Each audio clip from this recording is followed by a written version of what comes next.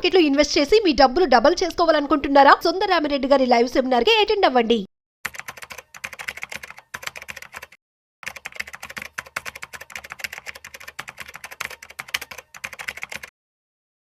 Hello sir, నమస్తే. నమస్తే అమ్మా కీర్తి. యా సార్, ఇప్పుడు ఇన్వెస్ట్మెంట్స్ మీరు అన్నారు, ఎలా ఇక్కడ కొత్తగా వచ్చే వాళ్ళు ఇన్వెస్ట్మెంట్ చేయాలి, ఏం చేయాలి అని అంటే stock markets, equity markets better అని చెప్పి. అయితే స్టాక్ మార్కెట్స్లో కూడా అంటే డిఫరెంట్ ఉంటాయి కదా. అంటే కొంతమంది అంటారు ఈక్విటీ మార్కెట్ బెటర్ అని, స్మాల్ అండ్ మిడ్ క్యాప్స్ అని అంటూ ఉంటారు.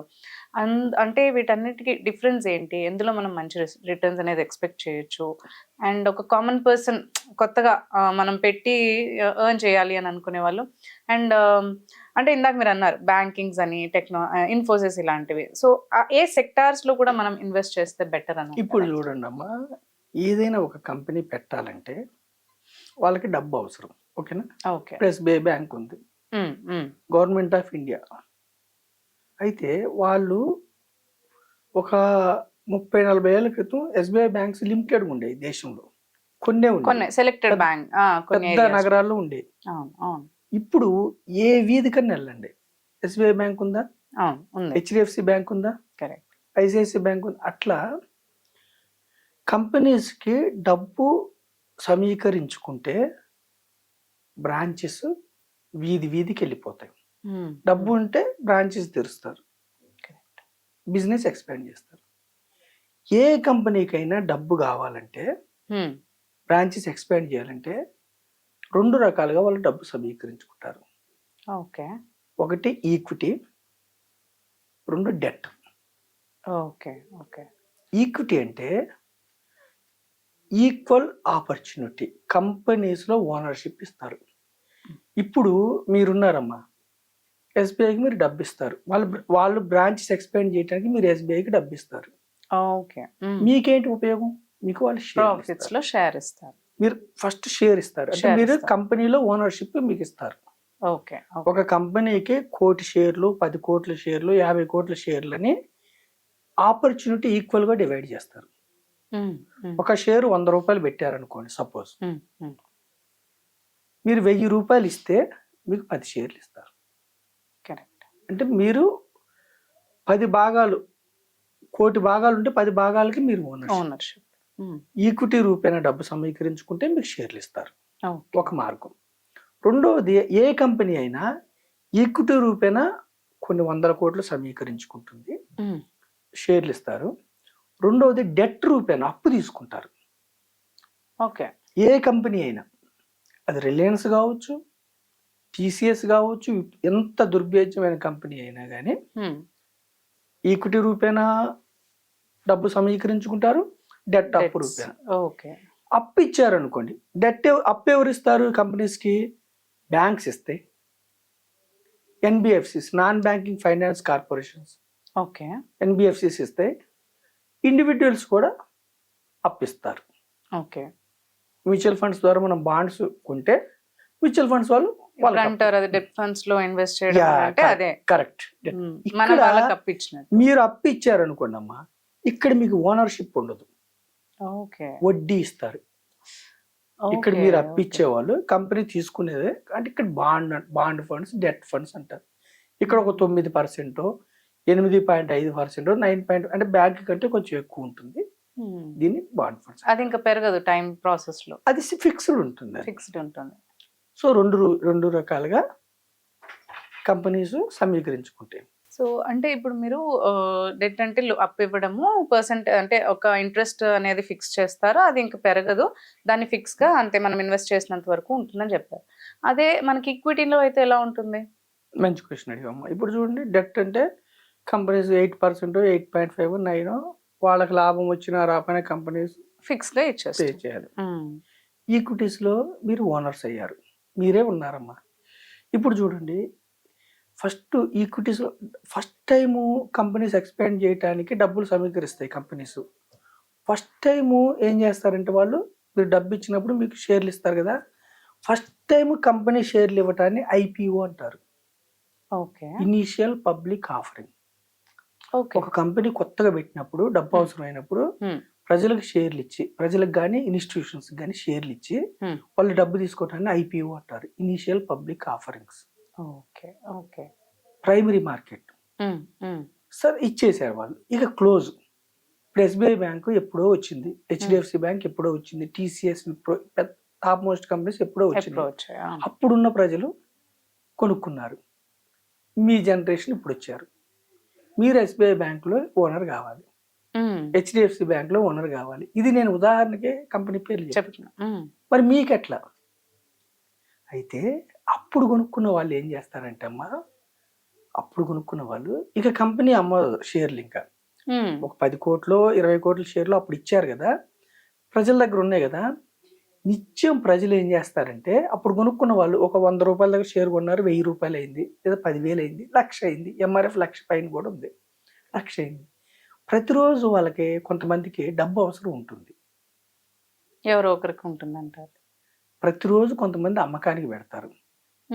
మీలాంటి వాళ్ళు ఇప్పుడు మీరున్నారు, ఇప్పుడు యూత్ ఉంది, ఇప్పుడు 20 ఇయర్స్ 25 ఇయర్స్ వాళ్ళు పెద్ద కంపెనీస్లో మీరు ఓనర్స్ అవ్వాలి. మీకు ఇంకెవరు అమ్ముతారు షేర్స్? కంపెనీ అమ్మదు. యా, దీని సెకండరీ మార్కెట్ అంటారు. ఓకే. అంటే ఫస్ట్ రిలీజ్ చేసినప్పుడే షేర్స్ రిలీజ్ చేస్తుంది కంపెనీ. ఐపీఓ అప్పుడే షేర్లు రిలీజ్. ఇంకా దాని తర్వాత చేయదంటారు. ఎప్పుడన్నా మళ్ళీ డబ్బు అవసరమైనప్పుడు షేర్ హోల్డర్స్ పర్మిషన్ తీసుకొని ఓకే రైట్స్ ఇష్యూ అని రకరకాలుగా ఉంటాయి, తర్వాత ఇవ్వరు. అందుకనే కంపెనీ షేర్ ఎందుకు పెరుగుతుంది అంటే, ఇప్పుడు ఎస్బీఐ బ్యాంక్ ప్రతి సంవత్సరం లాభాలు వస్తుంది అనుకోండి. నేను అర్థం కావటానికి ఒక కంపెనీ పేరు చెప్తాను. ఎస్బీఐ బ్యాంకులో భారతదేశంలో 60 కోట్ల మందికి సుమారుగా అకౌంట్స్ ఉన్నాయి. మంచి హౌసింగ్ లోన్లు ఇచ్చారు, లాభాలు వస్తున్నాయి. వస్తున్నప్పుడు ఎప్పుడు కూడా కంపెనీ షేర్ ఎందుకు పెరుగుతుంది అంటే, ఇప్పుడు మీకు ఒక స్థలం ఉందమ్మా, ఆ స్థలం రేట్ ఎందుకు పెరుగుతుంది అంటే, మీకున్న స్థలం బాగా డిమాండ్ ఉంటే, మంచి ఏరియాలో ఉంటే రేటు పెరుగుతూ ఉంటుంది. అలాగే ఏ కంపెనీకైనా ప్రాఫిట్స్ బాగా ఉంటే, నాలాంటి వాళ్ళు మీలాంటి వాళ్ళు ఇప్పుడు వచ్చే యూత్ ఆ షేర్ కొనడానికి ఇష్టపడతారు. సో ఎక్కువ మంది కొనేవాళ్ళు ఉండి తక్కువ మంది అమ్మేవాళ్ళు ఉంటే షేర్ పెరుగుతుంది. Demand and supply. షేర్లు కొనుక్కున్న వాళ్ళకి ఏమిటి లాభం అంటే, ఒకటి ఓనర్షిప్ ఉంటుంది. ఒక్కసారి కొనుక్కున్న ఓనర్షిప్ ఎప్పటికి ఉంటుంది, బయటికి వెళ్ళమని అనరు. రైట్స్ ఉంటాయి. ఏం రైట్స్ ఉంటాయి? కంపెనీకి బోర్డ్ ఆఫ్ డైరెక్టర్స్ నిర్ణయాలు చేస్తారు. బ్రాంచ్లు విస్తరించాలా, డివిడెండ్ ఇవ్వాలా, లాభాలు ఎంత పంచాలి, ఏమిటి అని వాళ్ళని ఎన్నుకోవటానికి మీ చేతులు ఉన్న షేర్ హోల్డర్స్ చేతిలోనే ఉంటుంది.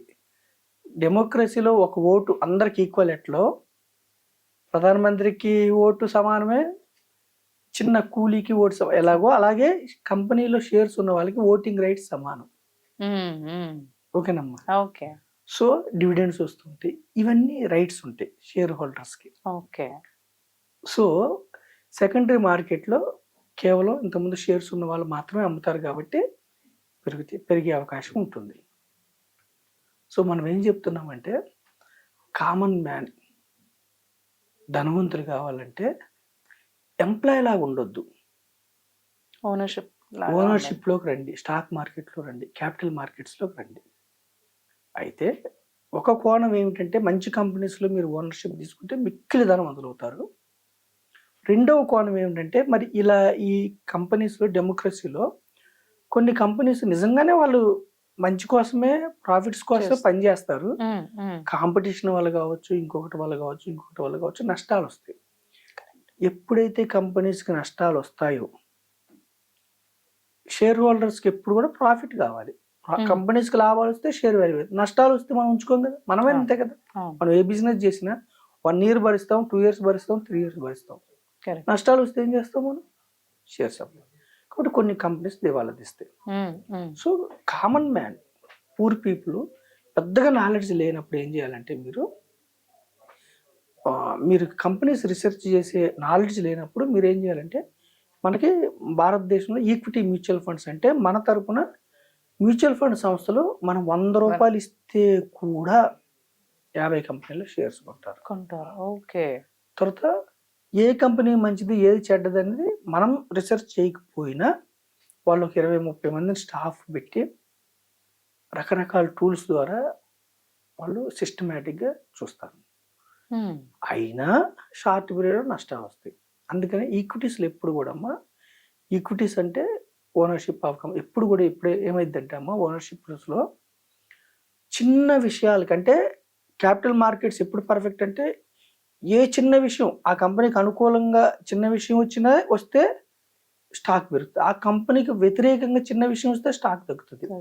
మళ్ళీ ప్రపంచానికి సంబంధం ఉంటుంది క్యాపిటల్ మార్కెట్స్ ట్రేడింగ్ అంటే. అందుకని ప్రపంచ జియో పొలిటికల్ ఇష్యూస్ వల్ల కానీ సెంట్రల్ గవర్నమెంట్ వల్ల రకరకాల కారణాలు, క్రూడ్ ఆయిల్ ఇష్యూస్ వల్ల, dollar rupee appreciation or depreciation వల్ల రకరకాల కారణాల వల్ల చీటికి మాటికి పెరగటం తగ్గటం ఉంటాయి. కానీ దీర్ఘకాలంలో స్టాక్ మార్కెట్ ఎప్పుడు ముందుకే వెళ్తుంది. Long term better. 82,000 ఉంది సెన్సెక్స్ ఈరోజు సుమారుగా. మొన్న ఇంతకుముందు 6 నెలల క్రితం 86,000 ఉంది, 72,000కి వచ్చింది. కానీ మళ్ళీ 82 అంటే లాంగ్ టర్మ్ లో ఎప్పుడు ముందుకే వెళ్తుంది. రెండవది ఏమిటంటే తగ్గినప్పుడు అదే మనం ఒక ప్రొఫెషనల్ టీం ఉంటే మనకి తగ్గినప్పుడు కొంటూ ఉంటారు, యావరేజ్ చేసుకుంటారు. అందుకే మనం మ్యూచువల్ ఫండ్స్ లో కానీ స్టాక్స్ లో కానీ సిప్ అంటే ఒకటేసారి కొనకుండా క్రమక్రమానంగా కొనుక్కోమని మనం ఎందుకు చెప్తామంటే అమ్మా యావరేజ్ అవుతూ ఉంటుంది. ఇప్పుడు 100 రూపాయల దగ్గర మీరు ఒక షేర్ కొంటారు, 90 రూపాయల దగ్గర కొంటారు, 80 అంటే యావరేజ్. ఇప్పుడు మీరు ఏ వస్తువు అయినా బంగారం కావచ్చు ఏదైనా కానీ హైలో కొంటున్నారు, తగ్గినప్పుడు కొంటున్నారు, మళ్ళీ తగ్గినప్పుడు కొంటున్నారు, మళ్ళీ అట్లా అప్పుడు యావరేజ్ అవుతుంది. అప్పుడు మీకు లాభాలు వచ్చే అవకాశం ఉంటుంది. సో ఓనర్షిప్ అనేది చాలా మంచిది. ఓనర్షిప్ తీసుకుంటే మీ డబ్బు మీకోసం పనిచేస్తుంది. మీ డబ్బుని మీరు పనిలో పెట్టాలి. మీరు ఇంట్లో నిద్రపోతున్నా మీరు ఒక కంపెనీలో ఓనర్షిప్ తీసుకుంటే, ఎస్బీఐ బ్యాంక్లో మీరు ఓనర్షిప్ తీసుకున్నారు సపోజ్, కరెక్ట్. ఎస్బీఐ బ్యాంక్లో హౌసింగ్ లోన్ తీసుకున్న వాళ్ళందరూ మీకోసం పనిచేస్తున్నట్టు. ఎందుకు? ₹1,00,00,000 హౌసింగ్ లోన్ తీసుకుంటే 2 కోట్లు కడతారు. ఆ కోటి ఎవరికి వెళ్తుంది? Share holders. ఎస్బీఐ బ్యాంక్లో పర్సనల్ లోన్ తీసుకున్న వాళ్ళందరూ మీకోసం పనిచేస్తున్నట్టు. ఎస్బీఐ బ్యాంక్లో ఎంప్లాయీస్ వాళ్ళ జీతం కోసం వాళ్ళు పనిచేస్తారు, కానీ ఇండైరెక్ట్ గా షేర్ హోల్డర్స్ కోసం పనిచేస్తారు. అంటే మీ డబ్బు మీకోసం పనిచేసేలాగా పెట్టాలి. రేపు అనేది ఉంది కాబట్టి ఈరోజు ఇన్వెస్ట్ చేయాలి. రేపు అనేది లేకపోతే ఈరోజు ఇన్వెస్ట్ చేసే పని లేదు, వచ్చినట్టు కట్ చేయాలి.